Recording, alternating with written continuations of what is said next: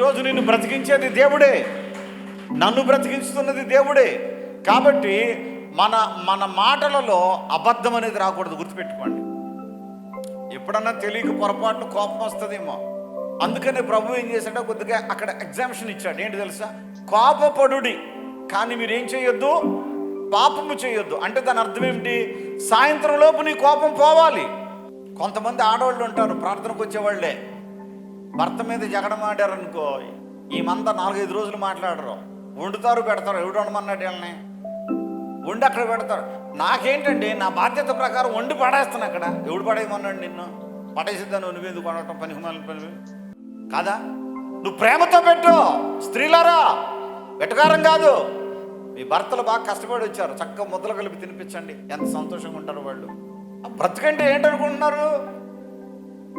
ఆ వండే నువ్వు తినలేవా, అది కూడా నేనే చెయ్యాలా? ఒత్తులు ఒత్తుతూ ఉంటారు కొంతమంది, ఒత్తులు.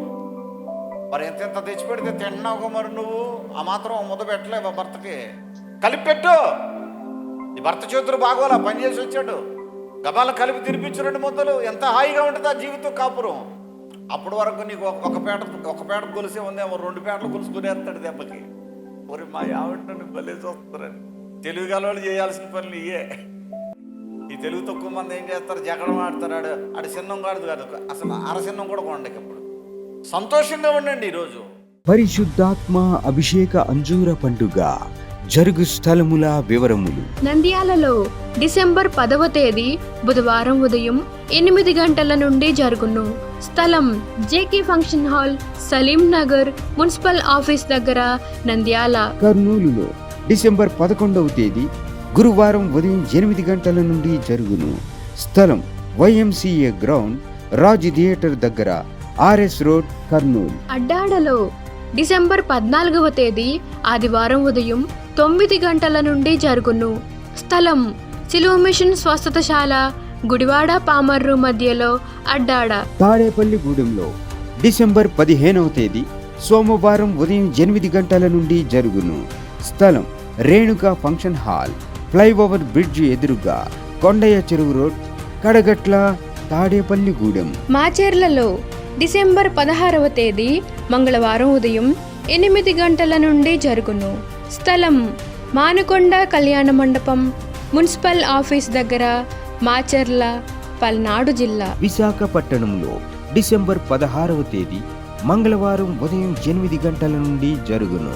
స్థలం సుబ్బలక్ష్మి కళ్యాణ మండపం, శ్రీకన్య థియేటర్ ఎదురుగా, రైల్వే న్యూ కాలనీ, విశాఖపట్టణం. గుంతకల్లులో 17వ తేదీ బుధవారం ఉదయం 8 గంటల నుండి జరుగును.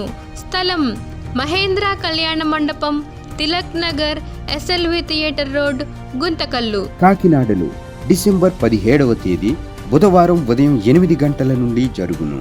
స్థలం universal community hall, Mohammed Ali street, Gandhinagar, house of prayer, church road, Kakinada. ఆదోనిలో డిసెంబర్ 18వ తేదీ గురువారం ఉదయం 8 గంటల నుండి జరుగును.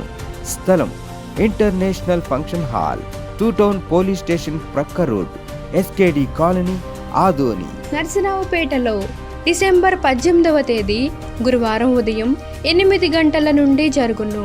స్థలం paradise function hall, Ravipadu road, hotel 7 ఎదురుగా, నర్సరావుపేట, పల్నాడు జిల్లా. పెద్ద డోర్నాలలో డిసెంబర్ 18వ తేదీ గురువారం ఉదయం 8 గంటల నుండి జరుగును.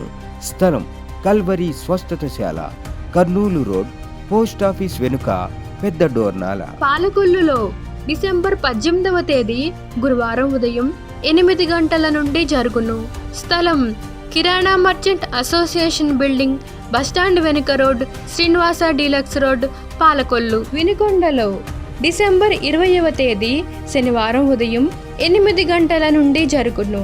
స్థలం గంగినేని గార్డెన్స్, నర్సరావుపేట రోడ్, పల్నాడు జిల్లా. గుంటూరులో డిసెంబర్ 21వ తేదీ ఆదివారం మధ్యాహ్నం 3 గంటల నుండి జరుగును. స్థలం LEM high school ground, large centre, Brodipet, Guntur. రాజమండ్రిలో డిసెంబర్ 22వ తేదీ సోమవారం ఉదయం 8 గంటల నుండి జరుగును. స్థలం Lutheran church ground, Janpeta, church gate, Apsara theatre దగ్గర, రాజమండ్రి. అనంతపురంలో డిసెంబర్ 22వ తేదీ సోమవారం ఉదయం 8 గంటల నుండి జరుగును. స్థలం Shri Padmavathi function hall, old Ramana Ramesh theatres, old town, Anantapur. ఏలూరులో డిసెంబర్ 28వ తేదీ ఆదివారం మధ్యాహ్నం 2 గంటల నుండి జరుగును. స్థలం Subhalekha convention, Chintalapudi road, Kandrikagudem centre, Eluru. ఈ సహోదరి అవుకు నుండి రావడం జరిగింది. ఈమె పేరు రాజమ్మ గారు. వీళ్ళకి 2 సంవత్సరాలుగా ఒక సమస్య ఉన్నది. వీళ్ళు ఇల్లు కట్టుకుంటే పక్కనున్న స్థలం వాళ్ళు ఇల్లు పని ముందుకు సాగకుండా వాళ్ళు అడ్డుకుంటూ కేసు పెట్టడం జరిగింది. అలాంటి పరిస్థితుల్లో చాలా ఇబ్బంది పడుతూ ఉండగా వీరు ఈ యొక్క నంద్యాలలో జరుగుతున్న పరిశుద్ధాత్మ అభిషేక అంజూర పండుగకు వచ్చారు. వచ్చి దైవజనులు క్రీస్తు రాయబారి గారిని కలుసుకుని వారికి వీరి సమస్య అంతా కూడా చెప్పుకున్నారు. అయితే దైవజనులు ఒకటే మాట చెప్పారు, అమ్మా మీరేం కంగారు పడకండి, దేవుడు మీకు సహాయం చేస్తాడని చెప్పేసి వీరికి ధైర్యం చెప్పారట. ఆ మాట ప్రకారంగానే ఈ రోజున వాళ్ళు ఏదైతే వాళ్ళ యొక్క ఆస్తి గురించి వీళ్ళు కట్టుకుంటున్నటువంటి ఇంటి నిర్మాణాన్ని అడ్డుకున్నారో ఆ భూమిని వీళ్ళకి అమ్మివేసి వీళ్ళకే అప్పగించేసి ఆ కోర్టు కేసు కూడా త్వరలోనే మేము వెనక్కి తీసుకుంటామని చెప్పేసి కూడా వాళ్ళు మాట ఇవ్వడం జరిగిందంట.